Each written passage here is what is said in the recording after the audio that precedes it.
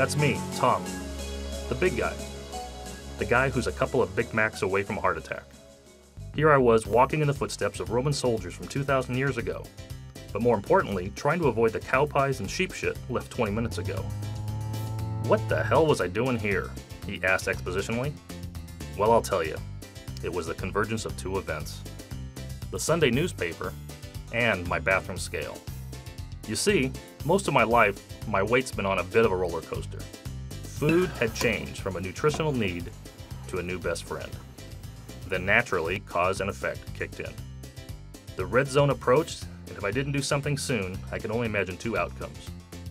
One more fat filmmaker, or worse yet, the big vacation. Death by dessert. I needed to act, to do something that didn't require a fad diet or, God forbid, made me go to meetings. But what? Then I found it. One Sunday morning, I read that the British government had recently completed a hiking trail that followed the path of Hadrian's Wall.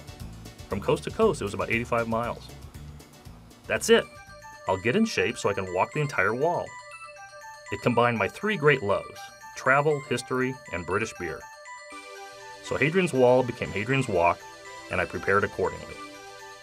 Over the coming months, I not only dropped 30 pounds, but felt ready to take on the challenge. Equipment was procured and preparations made. In time, friends and acquaintances learned of the trip, and many jumped on the bandwagon. Most faded away, but at the end, 3 signed up for the adventure. In July 2004, we assembled for the first time in Manchester, England. We were 2 days away from the start of our 6-day hike along Hadrian's Wall. How does this work here? Wait a second. It'd be nice if we had this list, Tom. Well, Before we left the States. No, that I had. Dave was a gambling buddy that I've known for over 10 years. Adventuresome and smart, but I was soon to learn that he was a closet triathlete. You know, one of those Iron Man types that just can't be stopped. This is what he emailed me this.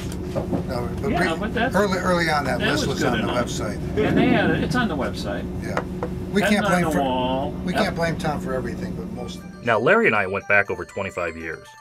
He was my first real boss when I entered the corporate world. He took me under his wing and significantly helped my career. For that, I will always be grateful. But somehow, he'll always be a boss to me. Many of those places have a place along the way, those stores and stuff. That's the next page. No. I mean, I have the map. It shows there's one place on the map called Horsley or something. Maybe it's a whorehouse there. I have no idea. Ed worked at the same company as both Larry and myself. We really connected when the two of us were spending extended periods of time in Asia. Naturally, drinking and carousing were commonplace. For the past several years, I've been renting Ed's condo while he continues to live in Hong Kong. He was the first to join up, and despite a recent Achilles tendon injury, he was going to give it his best.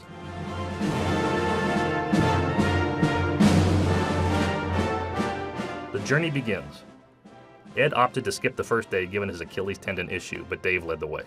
Valderie, Valdera, Valdera. Where the hell was the wall, I wondered. Should we have seen something by now? Even a plaque would have been all right. We consulted our map and guidebook, and were a little miffed to find out that our first 15 miles of hiking were on the path where the wall once existed. We still haven't seen the wall. No.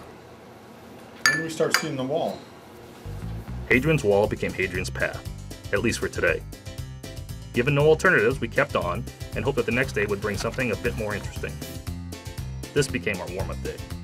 So here we are at the end of day 1 walk, the beginning of day 1 drink. So we're ready to crack open a cold one at the beautiful Arrington Arms Pub.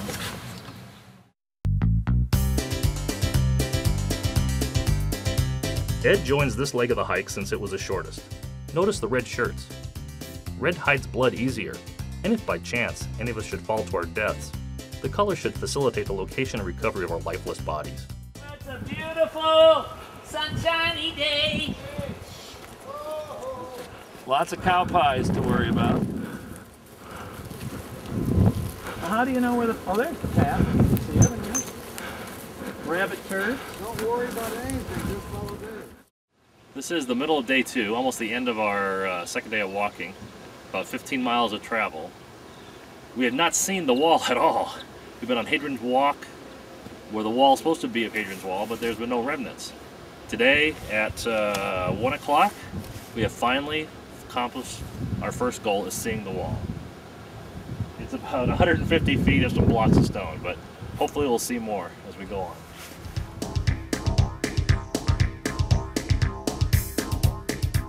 Ed was officially done for the rest of the hike. His tendon wasn't cooperating, and he opted to take the bus and meet up with us later. That turned out to be a smart move, since this day would prove to be our most challenging.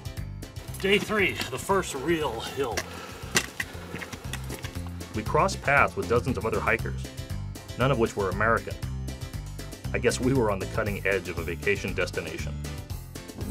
Dave's been here about a half hour, just laughing at us going up and down the hills.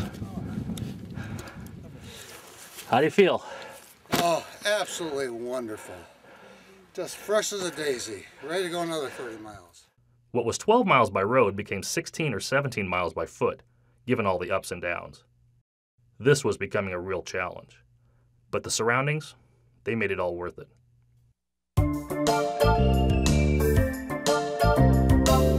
We passed through some varied countryside and had another great day for walking. Here we find ourselves at one of 100 wall crossings, easily navigated, well constructed, nicely designed, and that's how you do it. We finally reached civilization, a pub. That was the best beer I've ever had. Well, here's to day 4 completion. Day 4 in the books. Day 4. Cheers. Very sweet.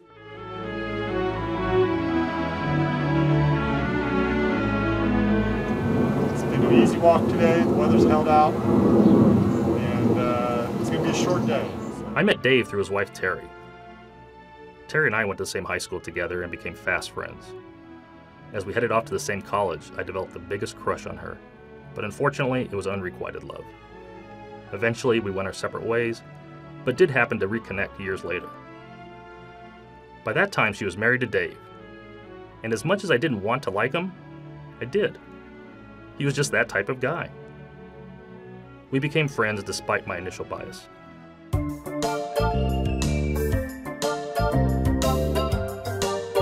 This is our final day, and it's a long day, but with good weather, and we're just going to have our survivor's dinner tonight and enjoy it.